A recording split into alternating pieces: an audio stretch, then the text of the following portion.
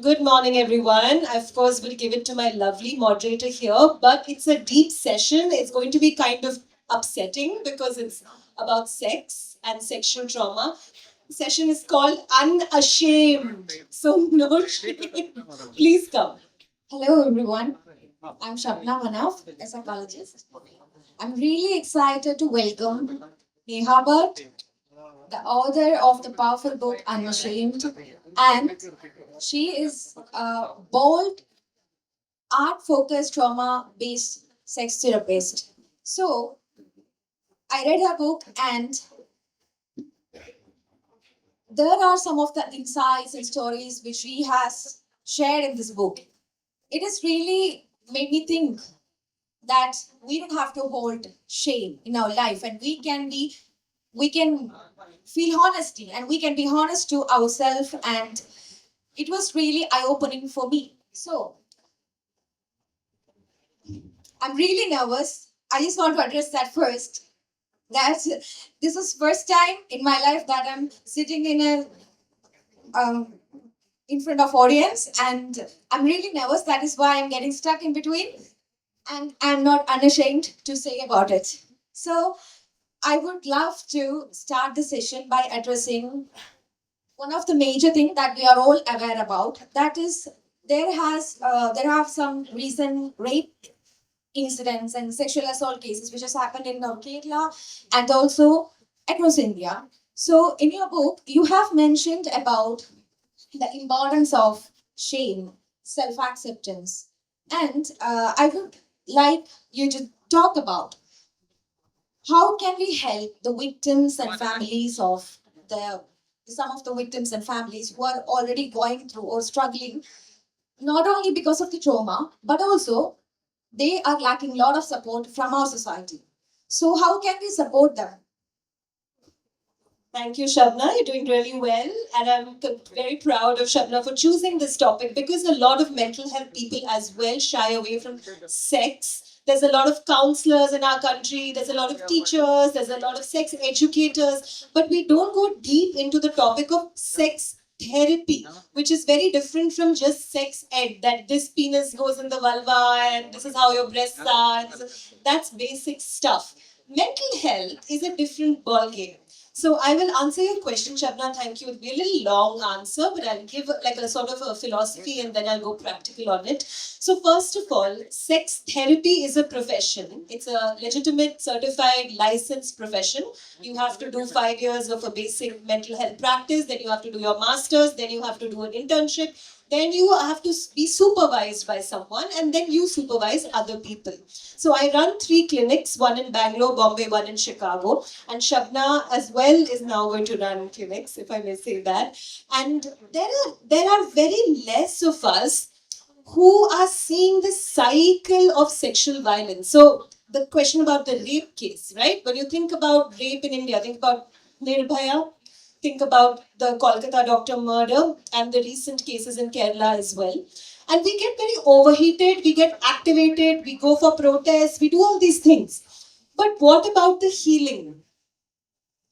Who is responsible for the healing? And not just the individual healing, but the collective healing of our collective nervous system as people, which is what I decided to write my 15th year of sex therapy practice. I know I look like a college student, but I'm not. I so in my 15th year of this practice, I realized that we as Indians don't want to. It's not that we can't. We don't want to ruffle too many feathers within our own family system first, then within our greater school system, then university system, then workplaces, religious systems, cultural systems, social political systems, to actually talk about the fact that this education is not given to us, and then there is a repression.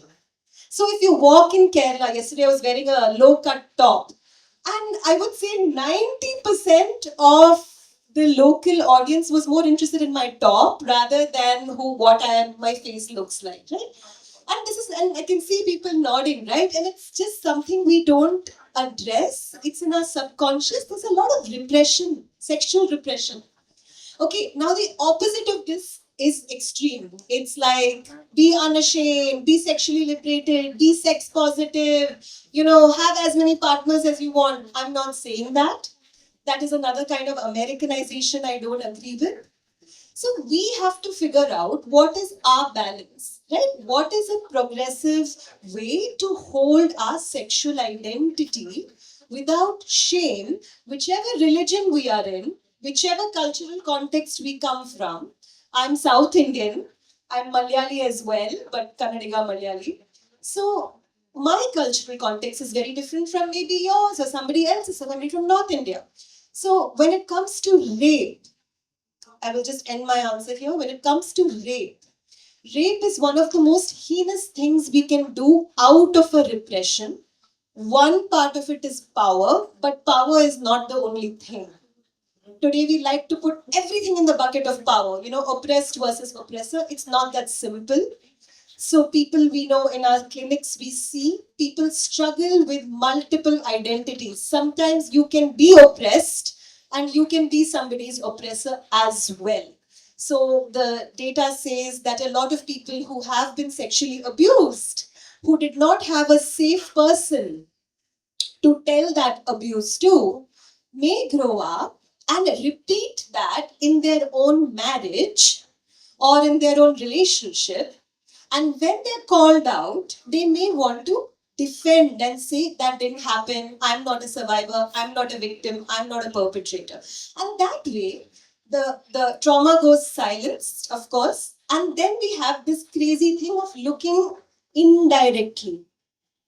Those images are what art-based sex therapy is all about. It's not only about talking, it's about actually meeting with somebody who's a trained professional, who's not your mother, who's not your father, who's not a husband, who's not a wife, who's not a partner, who's not a teacher, who's not a boss. That can actually take you through the journey of healing. And this is not me selling therapy to you. You can do this in a non-therapeutic space as well, but in groups, in healing places. And that leads us to basically getting some of this stuff channeled, some of your sexuality channeled through the ways of art. So I'm an artist, I'm a writer, I'm also a therapist. And so that's how I actually advocate for the longer journey of healing. Now, I just want to read out to you one thing. Is this fine? May I keep going? Okay. Everything I know about sex is from my babysitter, my nanny, my akka, we call her in Kannada. She was 31, I was 12 years old. She was sweet, caring, gorgeous, and in an open marriage with her husband. I was devoted to her pleasure. I am now 26. She has long left me for someone less needy than me, someone less broken, but I still love her. Why am I so broken, Neha? Last year, I slept with a girl I was casually seeing when she was drunk. Deep down, I knew she was too drunk to consent, but I went ahead anyway. I don't know what to do.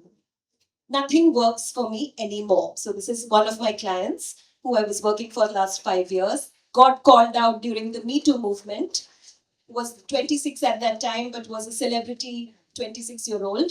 And he wrote this poem about his own experience that he had never actually had the permission to talk about ever. So that's one example.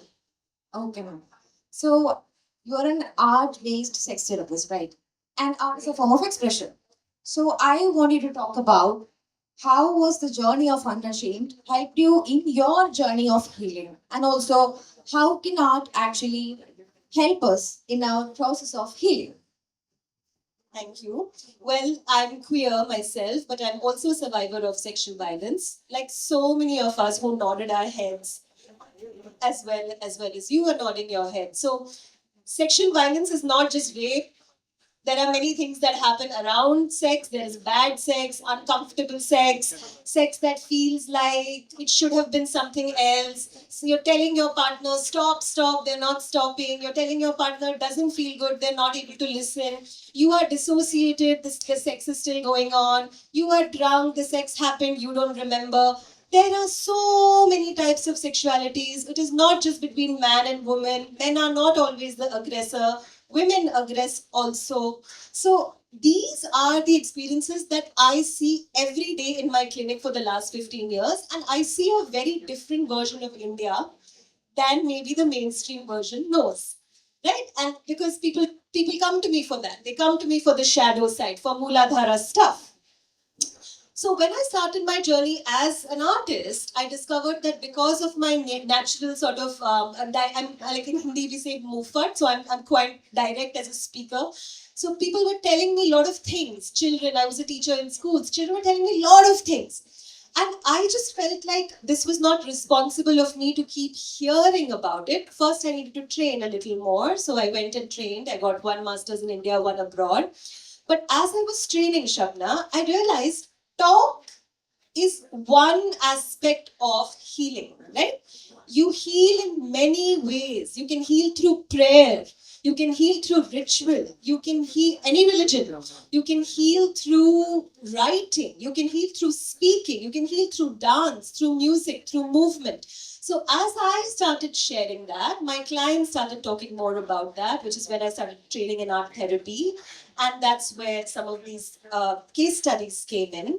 So just to end that answer again, in chapter 1, I talk about Kusha, who is a young 6-year-old girl who was just changing and taking a bath. So she comes outside of her room, and towards her right side, there's this large window.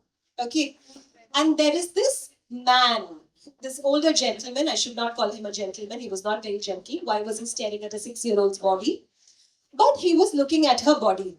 This is like in Kerala, and this is like a random person she doesn't know. This child doesn't know. So she shouts, she goes like, ah! And then her mother comes. Her mother comes to her rescue, what a good mother does, takes her out of that situation, doesn't say much, and just protects her, gives her a hug and says, you are fine, you are safe, don't worry.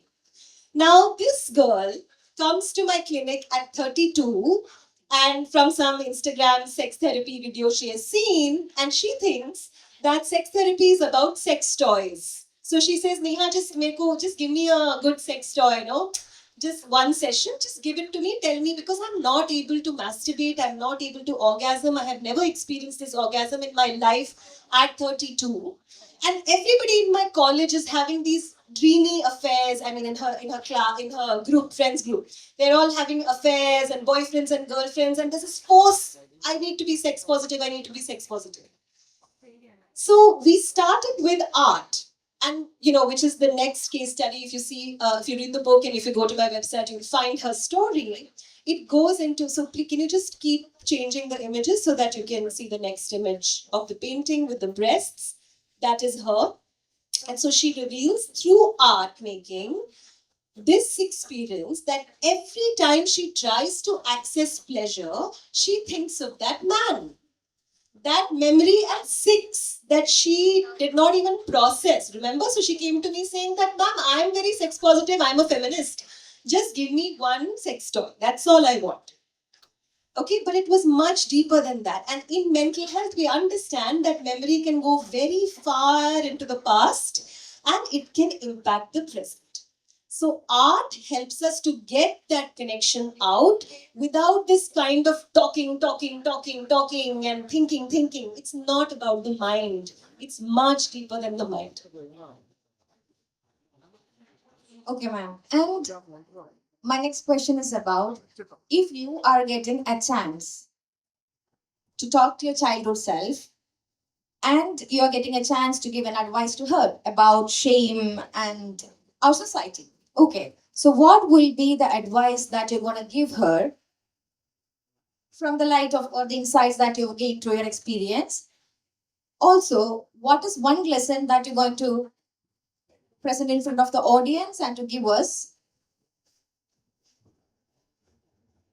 which you have gained through your experience and your journey about sexting? I was telling Shabna in the morning, I find this question very sweet and very cute, especially cute not in a frivolous way or like a flippant way, but it's a deep question because I share a lot about childhood sexual abuse in the book. It shows up in our marriages, it shows up in our partnerships, it shows up in life, it shows up in the way we walk. Some sexual abuse survivors don't like adjusting their sari in public, they feel very ashamed. when a man or a woman looks at your breasts, you may have a panic attack. I don't have a panic attack, but people do have a panic attack because that's how much sexual abuse carries on as a scar, right? So my partner may not be an abuser, but every time he or she is trying to have sex with me, I may get really anxious. So these are the ways in which sex and mental health collide. So for me to think about my childhood is a very sweet question, and in that tender way, I would say to my younger self, don't expect adults to deal with your shame if they have not dealt with theirs. And I know that's a very difficult thing to tell a child, and I can see that there is some emotion here, right? Because it's an emotional story, like it's an emotional thing to think about. I do not want my children ever, I don't have children, I don't want children, but if I had children, I would not want them to expect something that an adult cannot give. And I know it's kind of impossible, but I would take away that decade of that child waiting that mama will tell me, mama will tell me. No, most Indian mamas and papas are very ashamed. They have lot of traumas. They do not want to look at it. They want to leave. So I would tell my younger self, just wait until you have your own voice and then go get your own healing when you can. And one lesson that we audience and us can take from this. Don't be afraid. Well, not don't be afraid. What you are afraid of is where your healing is. It's that Sufi thing that wound is where the light is. So, contrary to Instagram therapy, contrary to activist culture, I actually believe staying with the pain is helpful rather than running away from it and constantly trying to do something about it. No, stay with it. You have to train your body to stay with uncomfortable feelings. Only then you can get to a healing that is long term. So I would say, don't be afraid of what is coming up within you as a fear. Actually, that's your greatest gift. If you can heal hard enough, that will become your greatest gift. All right, ma'am. Can you give some insights about the importance of the open conversations like this about the sexual trauma, and also how the literature can help, how the role of literature and the open conversations or talking about it or being vocal about it can help the survivors? And is that the last question? And after that, we will do the audience. What do you think? So it's a lovely question about like the role of books, right? And the role of writing or reading. So for a long time, I was asked to come in the public and speak about this. And I just didn't, because from an Indian lens, it's so easy to just think about this stuff as rich people's bullshit. I've been told many times, in Hindi also you say कि this is, अमीर लोगों का बात ये बातें हैं. Therapy where mental health is all about rich kids. It's not really there for us. Not true. Not true. India is the land of mental health. India is the land of spirituality. Spirituality is mental health. What else is it? But it needs to be presented in ways that people can access, people can experience. It should not only be about hierarchy, etc. But that's a whole other conversation. So when I think about the importance of literature, I actually waited until my book came out to come out in public and start taking these spaces very actively, because I noticed that just a conversation is not enough. We have to do the work. Right, so a YouTube video is not enough. I was on the Ranveer show and I'm on these podcasts and I do these all the time. But people think that's great. They have trauma information. They go on Instagram. No, not enough. That's the starting. Please don't believe influencers. So the work of a book is to take you, a healing book, and maybe like mine, and there are other sexual trauma workbooks, is to actually help you make a trauma map so that when you go to a therapist like Shabna or somebody else who may not identify as a sex therapist but is a therapist in their own regard, you can tell them, Shabna, I've already made my trauma map. I realized at 6 this happened, 8 this happened, this came up for me. I was watching this video, I got really triggered, I didn't understand why my heart was palpitating, I'm not able to have sex, I'm not able to enjoy my own life, I'm cheating, I'm having all sorts of issues. Can you help me through that? Is very different from going to a therapist and saying, fix me, it's your job, please fix me. Or the other opposite that comes in India, it's all bullshit. All therapy is bullshit. Everything is bullshit. No, this is all very extreme. It's not. So I think books can be very helpful in giving us a roadmap, which is what Unashamed is about. Thank you so much, ma'am. So now the floor is for the audience. 15 minutes. Oh, great. So please ask deep questions. Go ahead. So, good evening. Good afternoon. So, first question I'd like to ask is the book meant for people seeking therapy or it can be for a general audience? What is the difference? I don't know. There is no difference. A general audience can seek therapy. Therapy is general audience. There's no such difference. If you are a person who has an organ that you feel something with, go ahead. Yeah, so just a general point, after Freud and many people who have written about mental health, you seem also to suggest that, apart from specific traumas that individuals might have experienced, not everybody either rapes somebody or gets raped by somebody, but everyone, you would suggest, has, as it were, and Freud would agree, that everyone is, in a sense, challenged mentally in some form or the other. We're all sick, and society is also sick.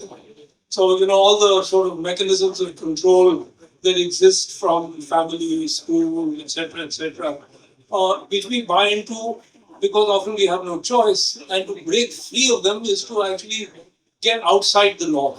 I mean, for instance, you as a woman speaking openly about sex toys and so on and so forth is unusual for an audience, and Right. we don't expect, good women to to be talking about this. If you were my wife, for instance, I probably would leave and say, well, I don't want to hear her, Right. even if I know what she's going to say. Right. So there are all these barriers, and so in that sense, we're all in the same somewhat sick boat.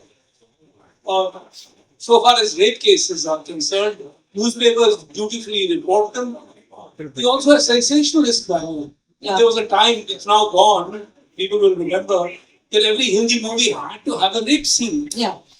There was no choice. You had to have, probably the hero would come at the last minute and save this thing, but the whole mechanism was there. So There's a Malayalam movie where there's a rape scene and people were clapping in the audience. This was a reported case actually. So that was a comment. You were just commenting on that fact. I think I will just take your comment forward in 1 second to say, so absolutely true. And in a way, I kind of I want to non-depathologize mental health. So the problem with us, because of our colonial past, is when people hear psychology, they think psycho, like psychopath, like crazy. And I agree with them. There has been too much of आप doctor के पास जाओ जाके अपने please go to a doctor, get yourself fixed. So some of the newer mental health definitions are just expanding it out and saying that let's actually put a little bit of a positive take on it and say yes, all the fishes, the lake is polluted, the fish will be polluted, but is there a growth oriented approach that we can take to this topic itself? Instead of saying that you are ill and you need help, is there another way to frame it? Which is why I kind of move away from the pathology of it in my own work and I make it about the art, the writing, the poetry, the dance, the craft. That I believe gives a lot more people access to stories that they may feel are making them damaged, because that psycho thing is very damaged. It's like, the narrative, the I'm broken, which is where shame comes from. Actually, if you feel very broken, you will not seek help. You will not go to a doctor because the doctor will tell you to how to heal, and then it's very challenging. So the indirect way in India works much better. Is my just like thoughts on what you said. Good afternoon. So, I would like to ask this next question. Next question is this is the first time I'm hearing about sex therapy. Okay. So, in your profession, what you're dealing with is like you're helping the victims or people who seek this therapy and helping with their issues. So this happens. The therapy is required because of the we are lacking something in the society, something that we need to know that we don't have. So like, and what the point I'm trying to say is like prevention is better than cure. So through sex education, if we have a good sex education in the academic school level as well as through the family, can we address this issue? Like, that's the basic. Yes, actually, I advocate that. Like, I feel my job is done when I'm fired. It's one of the professions that we do well. Our job is to be fired. Our job is not to be in somebody's life forever 10 years, 100 years, 25 years. That is not our job. Our job is somebody should seek us when they require a sense of depth, assistance, maybe grief work, something to move out of, and then they must be able to live by themselves. Now, you talked about two things. You said the definition of sex education, and then you said maybe we need something, that's why we come to therapy, right? So I'll say those are two parts of the same problem, but the roots are very deep. So if we had a healthy society where in this Kusha's example that I gave you, if the mother would not have just grabbed Kusha and said, nothing happened, leave the guy, forget about him. If she would have actually been able to explain to her by the time she was 8, by the time she was 10, what that man was doing. Right? But for that, that mother has to have more access to her own sexuality. She has to explain to the daughter, some men are not good. Some men will use you, but not out of a sense of danger. There are good men, there are other men. This is how it's supposed to feel like when you're in a good relationship. This is what good sex can feel like. And in traditional African indigenous communities, also like local communities in Karnataka and all, sex education was part of the culture there, in Northeast as well. It's part of the culture. By 10, 11, mothers are talking to daughters, fathers are talking to sons. So by the time you're getting married, you're not expected to just sort of figure it out in 1 second and you have this crazy trauma history. You may have hurt someone, you may have been hurt, you're coming with all your baggage to a new partner, and somehow it's supposed to be wonderful, right? So this is a sick society. It's a sick society. So if we had a well society, I would not have a role. And actually, that's what I want. Hello, ma'am. It's very refreshing to hear you talk as a lady about these subjects. So I just wanted to, recently in Kerala, we had this, I think, a much publicized incident which happened in the movie industry about sexual abuse. So, Saw that, yeah. yeah, so the report and women's collective and all that. So in Kerala, the movies are generally acknowledged to be, Malayalam movies are acknowledged to be pretty evolved, Progressive. evolved, and they address topics like this in as open a way as possible. I think much better, possibly much better than any other language in India. So it was, for many of us, it was shocking to hear what was apparently going on. Anyway, that aside, I just wanted to ask you, we always say in India we are very cagey, it's a closet topic and all that. How are we Indians, or how is it in India compared to the rest of the world? Is the rest of the world so advanced in this that it's not a closet topic? You have less cases of rape, less cases of abuse, or is there a big difference? That's what I want to know. I think there is this narrative again, which is very Americanized, that somehow America is very progressive, and rest of the world, maybe Europe is old school, and India is very regressive, and Pakistan and all these other countries around us, our neighbors, are even more regressive. So these yes and no, of course, the larger narratives do impact us, but underneath, no. America is ruled by those 4 major cities. So Boston, LA, New York, San Francisco. These are cultural hubs. Outside of the hubs, it's a conservative country. So whenever you have traditionalism, conservatism, it's not regressive. I don't think traditional is equal to regressive. I think that's a very binary way to look at it. But when traditional cultures exist, there is a tendency to not speak about it publicly. Right, there's a tendency to say, okay, we'll deal with this issue, but indirectly on the side, don't have to face the problem, don't have to speak directly, kind of thing. Versus this Boston, LA, these kind of cultures, which is where today's Indian queer movements are from and all that, which is why they grate against the Indian mainstream movement so much, because they put everything on the face. So sex positivity is first, queer identity is later, you know, like everything becomes about body and don't shame me and don't do this. So I think this is very small part. Mostly many cultures around the world struggle with naming rape because it brings up accountability. But the US, I think, has done one good, very, very good thing. It's not very different from India, but in the sense that at least the biology lessons are not some a teacher very like ashamed herself and children laughing. It's not that. If you think about your biology lesson in class 6, you know, mine was the teacher herself was ashamed, and then there was a boys' club and a girls' club, and we were just passing notes and chits. I didn't even understand what is the tube and all that. I thought like it's just like something she's teaching me, and I was a teacher's pet, so I just wrote the exam, taught the exam, didn't understand what the hell I was writing. Only when I had my first relationship, I realized, oh, this is pain, this is clitoris, this is that, this is that. So it's very practical. In that way, Manipur, you know, northeastern communities, way more advanced.